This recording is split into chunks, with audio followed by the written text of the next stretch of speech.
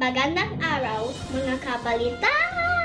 Makakausap natin si Angel live sa Manila Bay tungkol sa bagong curriculum ng DepEd ipatutupad sa school year 2025 to 2026.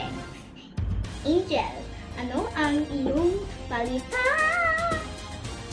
Salamat, Angel! Nakatakda na raw ipatupad ang bagong curriculum ng senior high school sa taong 2024 to 2025 ayon kay Department of Education Secretary Sony Angara sa kinanap na kapihan sa Manila Bay Forum nitong Miyerkules, Enero 22.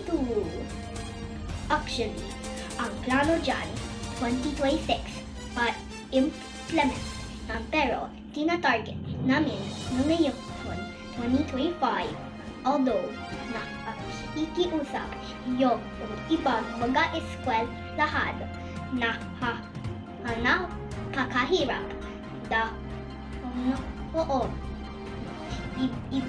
ibibigay lang natin ang basic curriculum tapos bahala na yung mga schools kung ano yung mga gusto nilang idagdag.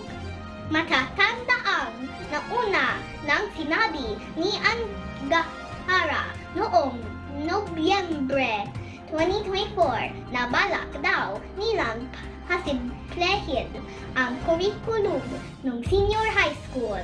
Pero bago pa man ito ay umugong na ang usap-usapan na kabilang ubado ang Pilipino sa mga asignaturang maaaring matanggal sa nasabing curriculum.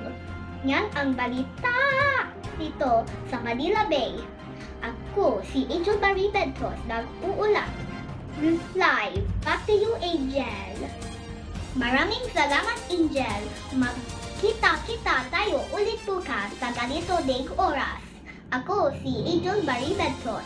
Dito kami ay alisto, tapat at maayos magbalita.